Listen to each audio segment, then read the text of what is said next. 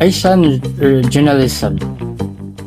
Hello, everyone, and welcome to today's discussion on Asian Regionalism. In this lecture, we will explore several important concepts and questions that help us understand how Asian is changing in the era of globalization. We will begin by clarifying what localization means and how it differs from both regionalization and globalization. We will then define Asian regionalism and why it is in the first place. From there, we will look at the example of regionalism, including the Philippine context, and unpack the difference between regionalism and globalization.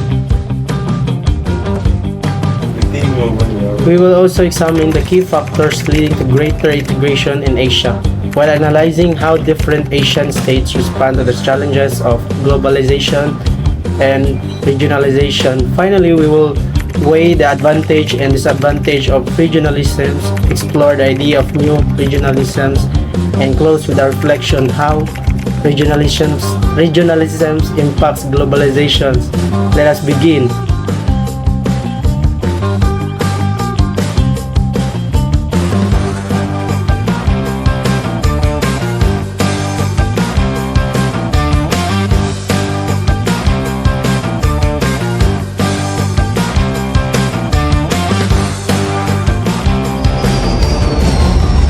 Localization. Localization refers to the process of adopting global or national ideas, products, or practices to fit local contexts. For instance, global fast food chains like McDonald's, they adjust their menus in different countries to align with local tastes. In politics, localization can mean how local entities, traditions, and governance styles influence broader regional or global policies. This shows that even within globalization, local culture remains powerful. The differences between regionalization and globalization.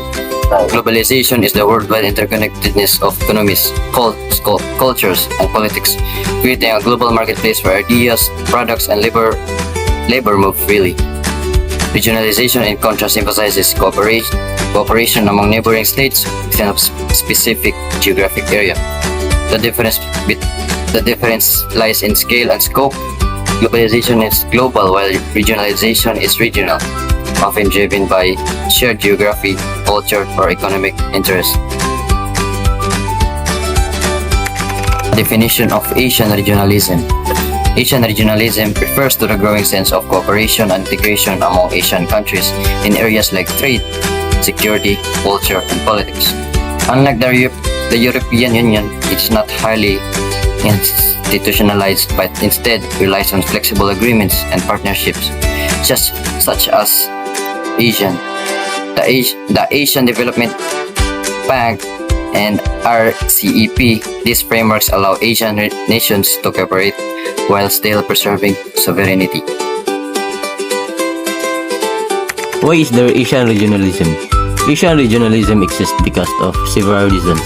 The region's rapid economic growth, the rise of major powers like China and India, shared challenges such as climate change and pandemic, and the need for a collective voice in global governance.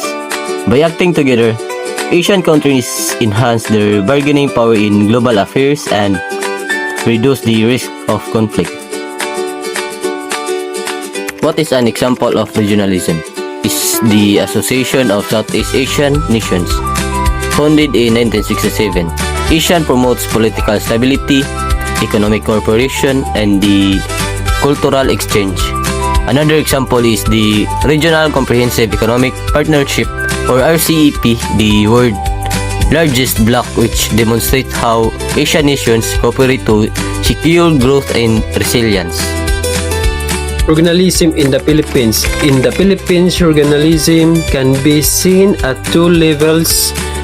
Domestically, the country recognizes regional diversity through distinct cultural and linguistic groups across Luzon, Visayas, and Mindanao. Internationally, the Philippines participates in ASEAN and RCEP are using regionalism to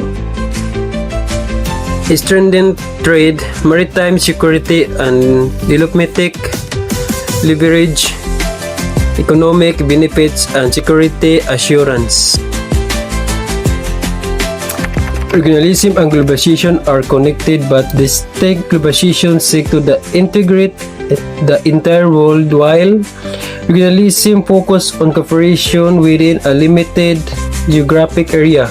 Regionalism can act as the stepping stone forward to globalization, but it can also serve as protective mechanism, shielding countries from the vulnerabilities global competition.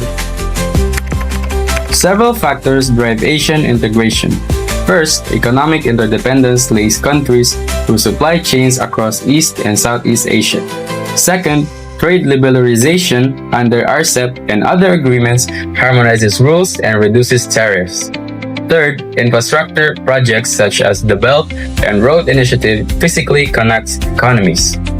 Fourth, shared security concerns, including maritime disputes and nuclear threats, necessitate collaboration. Finally, cultural exchanges foster shared identity. Responses to these drivers vary. Large powers like China and Japan use regionalization to extend influence. Conflict-prone states like the Philippines and Vietnam balance regional cooperation with external alliances. In conclusion, integration is not optional but a necessity shaped by economic and political realities. Two states navigate it differently depending on size and strategic needs.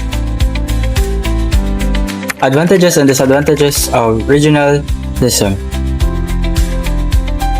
Regionalism offers advantages such as increased bargaining power and international negotiation, economic growth through market expansion, and improved peace through dialogues.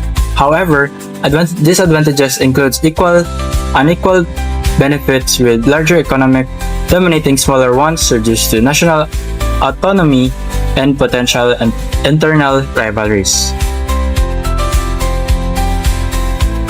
The factors of regionalism. The shaping of Asian regionalism depends on several interrelated factors. Geography provides proximity, history creates shared experience, and economic ensures interdependence. Security interests drive collective defense mechanism, while cultural ties deepens identity. Institutions such as ASEAN and ADB provide structure and leadership from powers like China, Japan, and India. Directs momentum. So, in conclusion, these factors shows that Asian regionalism is multidimensional. It is not driven by economic alone, but by a combination of geography, history, culture, and strategic necessity.